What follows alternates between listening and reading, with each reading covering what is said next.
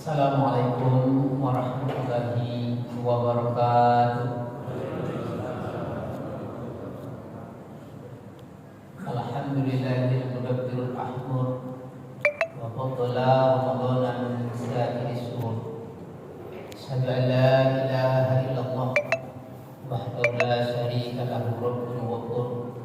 Wa asyhadu anna Muhammadan 'abduhu wa rasuluhu dzul fadli was syukur. Allahumma salli wa sallim wa barik ala sayyidina Muhammadin Mustafa wa ala alihi wa ashabihi ahli siddiqi wal wafa.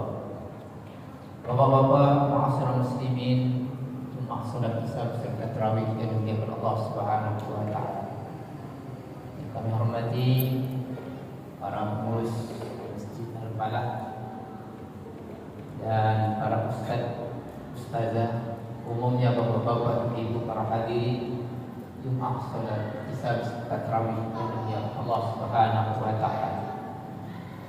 Alhamdulillah, dipuji dan bersyukur kita kepada Allah Subhanahu wa taala sampai malam yang ke-28 malam hari ini Allah Subhanahu wa taala masih memberikan satu kesempatan yang luar biasa kepada kita, yaitu dapat hidup pada Ramadan yang mulia ini. Yang mudah-mudahan segala ibadah yang kita kerjakan pada bulan Ramadan ini diterima oleh Allah Subhanahu wa taala kiranya dan membentuk kita menjadi manusia yang bertakwa. Dan salawat sering salam mari kita kirimkan kepada arwah Nabi besar kita Muhammad sallallahu alaihi wasallam yang mengucapkan Allahumma shalli ala sayyidina Muhammad wa ala alihi wa ashabihi ajma'in. Bapak-bapak, ibu-ibu, para hadirin yang dimuliakan Allah, judul santapan rohani kita pada malam hari ini puasa Ramadan membuat kita berubah. Bapak-bapak, ibu-ibu yang dimuliakan Allah Subhanahu wa taala, Allah Subhanahu wa taala memberikan kepada kita sebuah amalan yang namanya puasa. Itu pada hakikatnya untuk kita berubah kepada yang lebih baik.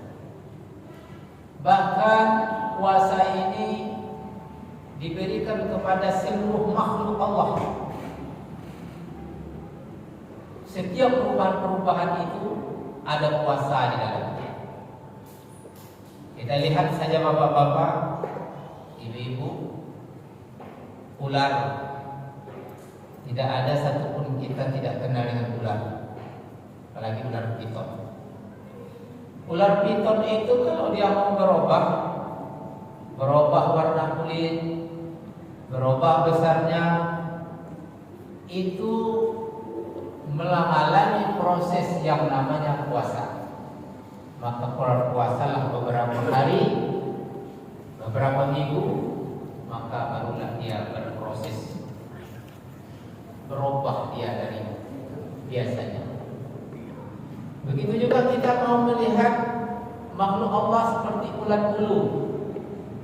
Mungkin kita pernah terinjak, terpegang ke ulat bulu, apalagi ulat bulu yang besar. Ulat bulu itu pernah kami dengan anak yang paling kecil, kami ambil ulat itu, kami pelihara, kami kasih makan daun bunga. Tidak beberapa hari dia menggulung. Setelah menggulung, rupanya dalam menggulung itu dia tidak makan sama sekali. Dia berpuasa. Dan setelah dia berpuasa beberapa hari, berubah menjadi kepompong, dan kepompongnya berubah menjadi bersayap, dan dia menjadi seekor kupu-kupu yang indah. Dua makhluk ini sebenarnya kita ambil iktibar. Puasanya ular, dia juga berubah, cuman berubah besar dan warna kulit, tapi watak dan tabiatnya tidak berubah sama sekali.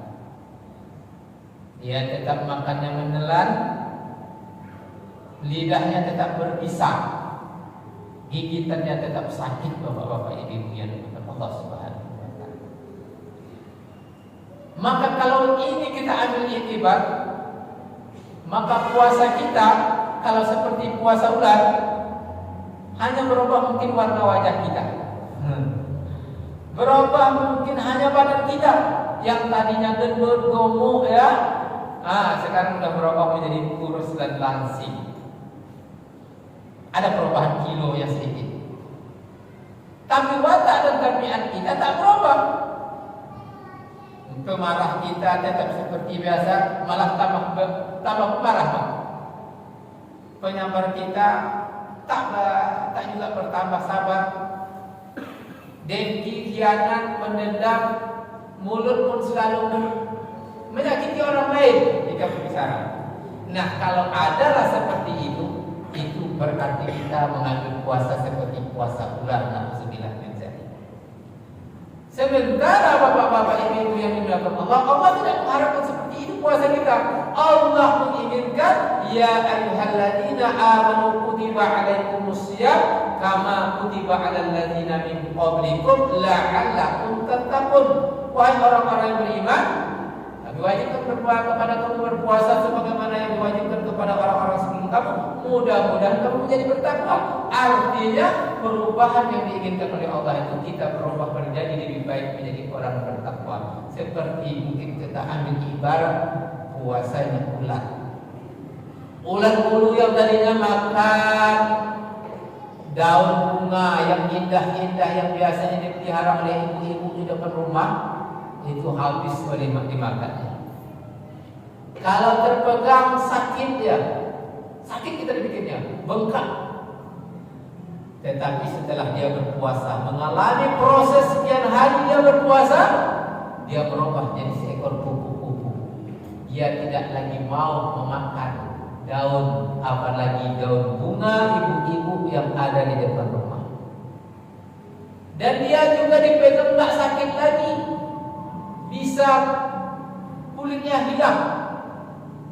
Dan dia tidak mau memakan makanan yang bulus, tapi dia berubah menjadi memakan saripati bunga. Dan wajahnya, bentuk tubuhnya indah, bahkan perangai dan perbuatannya berubah 100 derajat.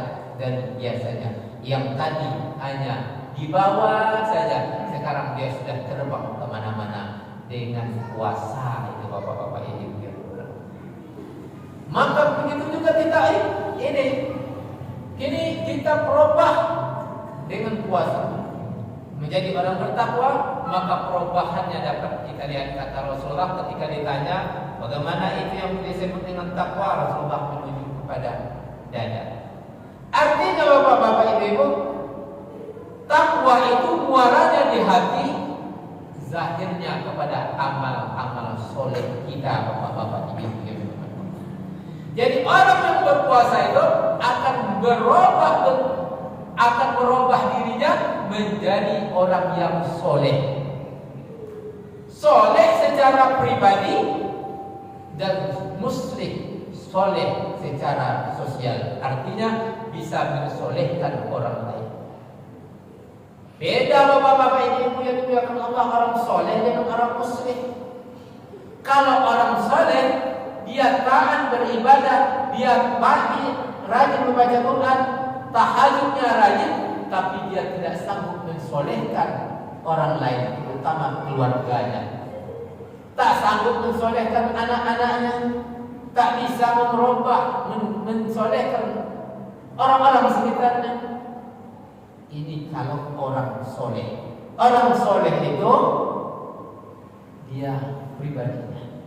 Yang diinginkan oleh puasa Ramadan muslim, di samping soleh jadi juga muslim. Muslim itu dia soleh secara pribadi dan dia juga bisa mensolehkan orang lain, terutama keluarganya, bapak-bapak ibu yang dimuliakan Allah Subhanahu. Soleh secara pribadi, soleh secara sosial ini sangat penting bapak-bapak ibu yang dimuliakan Allah Subhanahu wa taala. Orang yang soleh secara pribadi banyak yang menyesal. Rasulullah pernah membuat gambar dalam sabda beliau. Besok pada suatu hari, di hari kiamat, ada seorang ayah yang ayah ini selangkah lagi akan memasuki surga.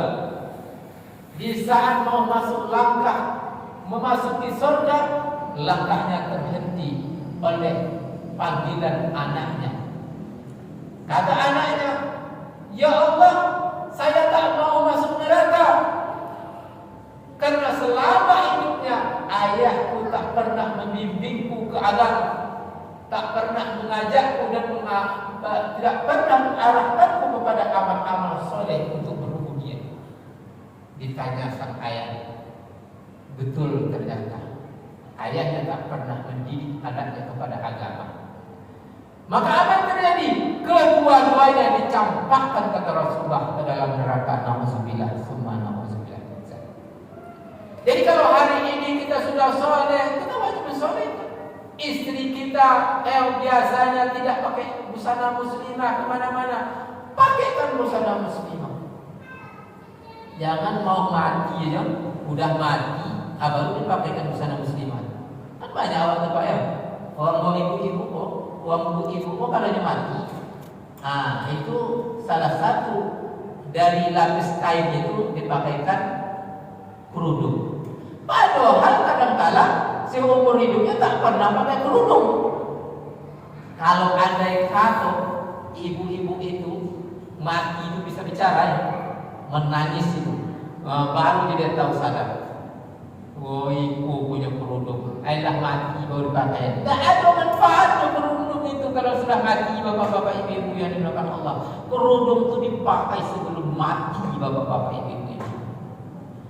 Karena ketika kita tidak beramal soleh, apalagi berbuat zalim di dunia ini, menzalimi diri sendiri, menzalimi keluarga kita, menzalimi orang lain, dan kita bangga dengan kezaliman-kezaliman, kemunafikan yang kita kerjakan, mati kita nanti bapak-bapak ibu yang dimuliakan Allah. Kalau mungkin ketika mati masih di rumah, mungkin kita masih masuk itu mimpi.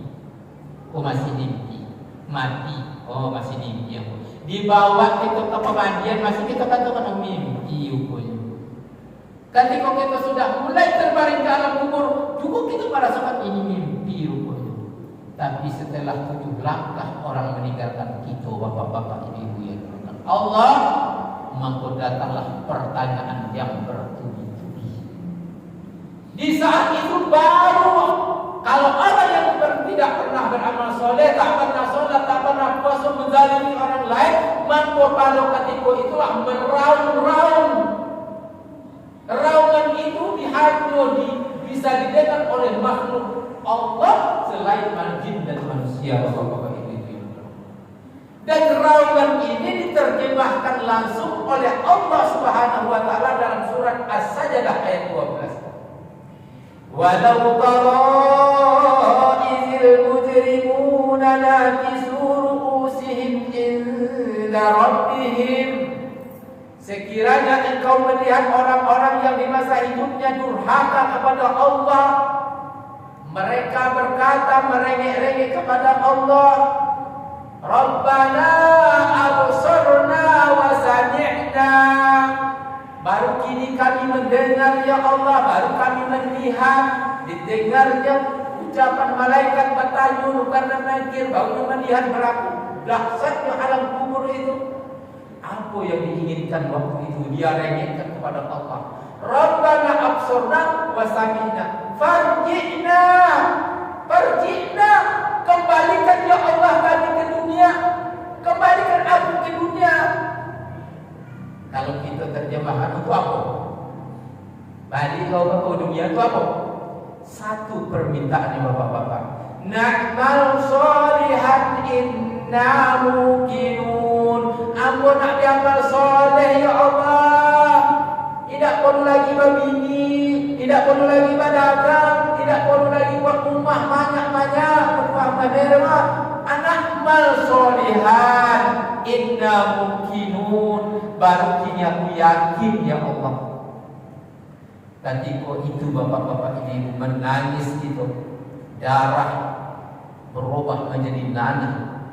Menangis itu bahkan tenggelam jasad kita oleh tangisan kita, takkan dikembalikan oleh Allah Subhanahu. Malah Allah berfirman dalam ayat berikutnya, "Fadzuqu bima nasitum liqa'a yaumikum hadza inna nasinakum wa dzuqu 'adzabal khuldi bima kuntum ta'lamun." Fadzuqu bima nasitum liqa'a yaumikum. Kamu dulu telah fadzuqu bima nasitum, merasakan azab yang dulu kamu tak pernah percaya, tak kamu yakini azab ini. Kau melupakan alam ini, maka pada hari ini kata Allah, aku pun melupakanmu. Rasakanlah azab ini yang pedih, khalidi, kekal selama-lamanya. Jadi oleh sebab itu bapak-bapak, ibu-ibu yang Allah, mari kita berperbanyak amal soleh.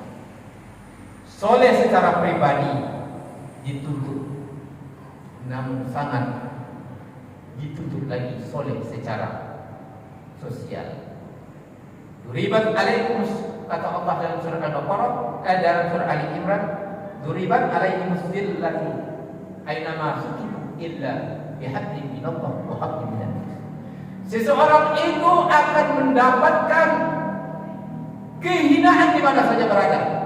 Mau di kampung sendiri, mau merantau, hina dia. Kecuali kalau mau mulia atau tidak hina ketika dia menjalin hubungan dengan Allah dan juga menjalin hubungan dengan sesama manusia. Terutama bapak-bapak ini tentu menjalin hubungan dengan ibu dan bapak kita.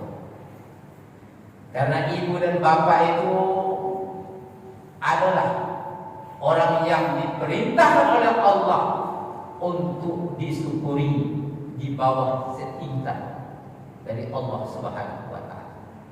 Anishkurli wa liwalidayka wa ilaikal masir, kata Allah. Bersyukurlah kepadaku dan bersyukur kepada orang tuamu.